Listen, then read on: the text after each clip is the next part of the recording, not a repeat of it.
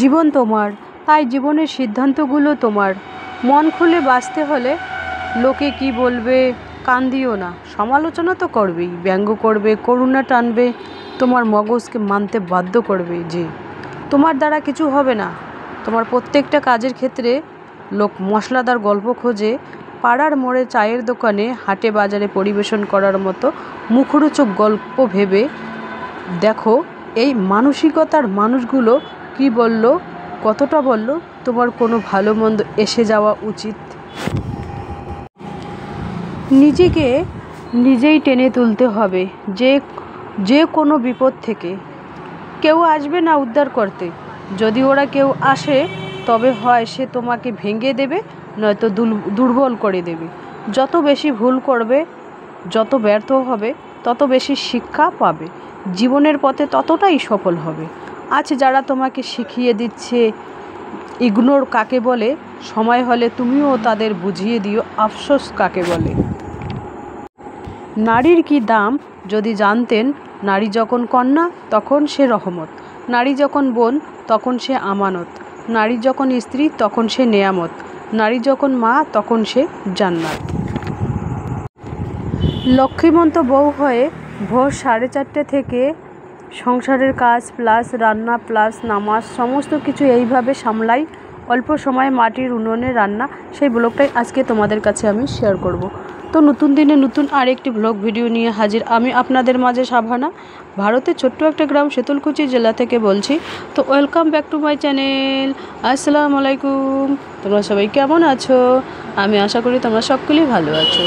আলহামদুলিল্লাহ আমিও ভালো আছি, আর আমার পরিবার পরিজনদের নিয়ে আলহামদুলিল্লাহ আমি ভালোই আছি। আর আমার প্রাণপ্রিয় কলিজা আপু ভাইয়ারা তোমরা সবাই কেমন আছো? আমি আশা করি তোমরা সকলেই ভালো আছো। তো বরাবরের মতো না ব্লগটা আমি শুরু করে দিলাম একেবারে ভোর 4:30 থেকে।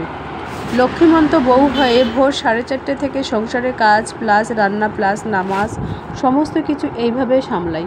অল্প সময়ে মাটির উনুনে রান্না, সেই ব্লগটাই আজকে তোমাদের কাছে আমি শেয়ার করব। তো চলো ব্লগটা দেখতেই থাকো, আশা করি খুবই ভালোই লাগবে। এই যে দেখতেই পাচ্ছেন এখানে মাটির উনুনে আমি রান্না বসিয়েছি।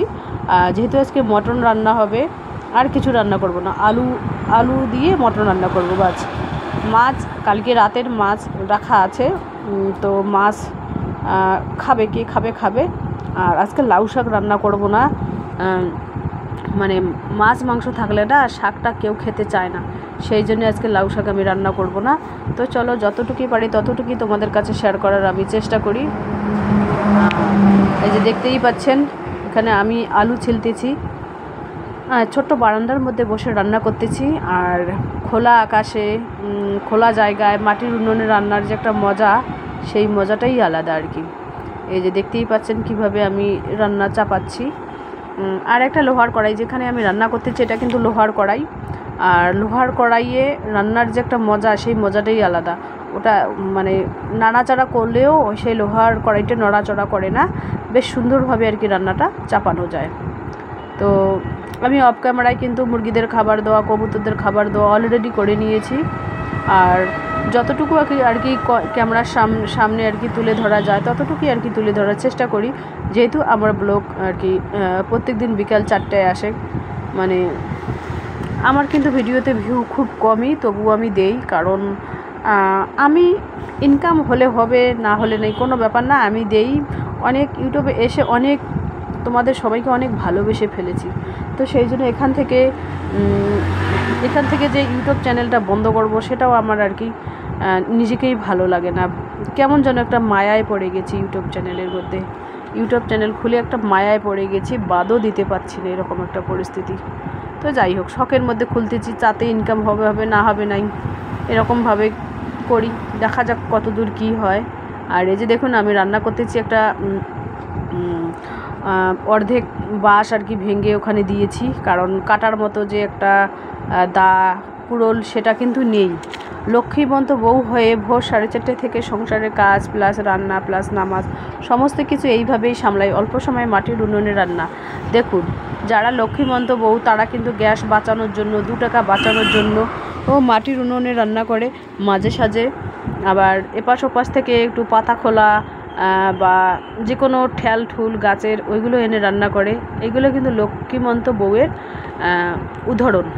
তো এবার আমি আর কি রান্নাটা সেরে, রান্না হচ্ছে ওখানে, এবার আমি টেবিলটা গুছিয়ে নিচ্ছি।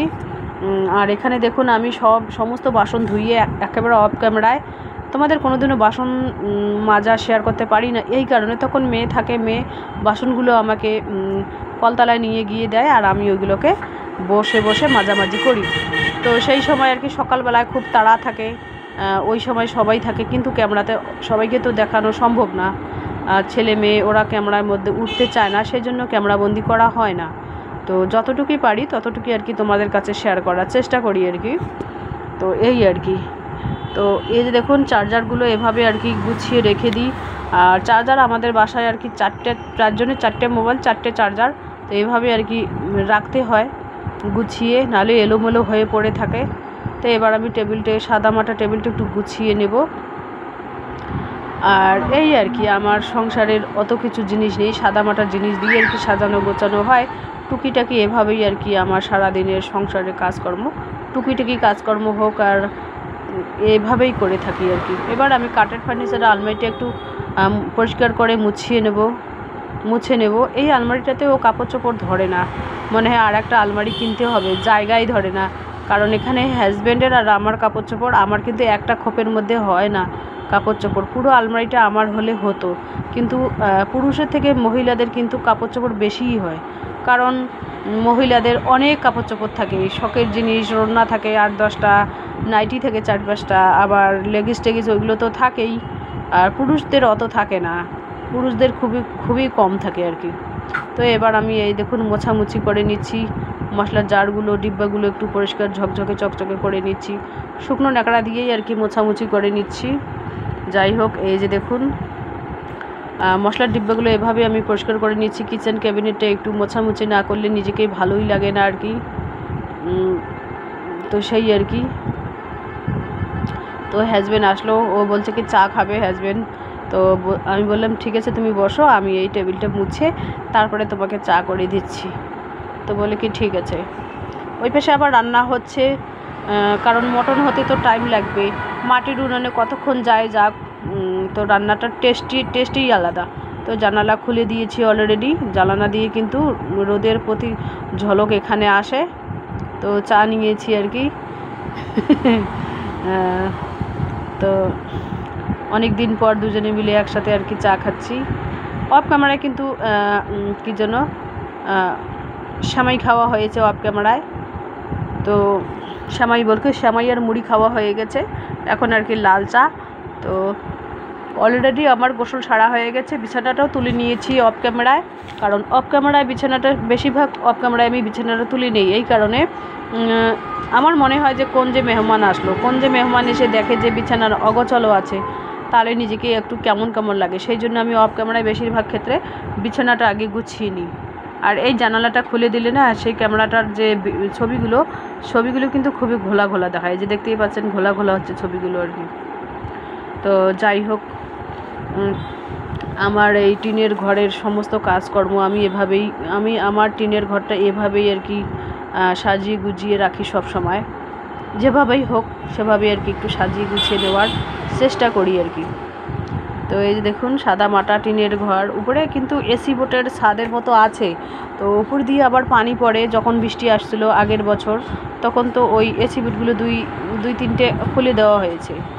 তো এই দেখুন এখানে ভাত বেড়ে জুড়োতে দিয়েছি, একটা কালো কড়াইয়ের মধ্যে জুড়োতে দিয়েছি। আর এই পাশে তোমাদের দেখাচ্ছে হাজব্যান্ড শুয়ে ফোন করতেছে, উনি নাকি একটু দেরিতে ভাত খাবে। দেখুন এখানে মটনের ঝোল অলরেডি হয়ে এসেছে, এখানে কালকে রাতের মাছ রাখা আছে, তো যে মাছ খাবে না খাবে না। এখানে আলু পোড়াতে দিয়েছি, দেখুন দেখাচ্ছি তোমাদের, আলু পোড়াতে দিয়েছি, আলু পোড়ার ভর্তা ভালোই লাগে।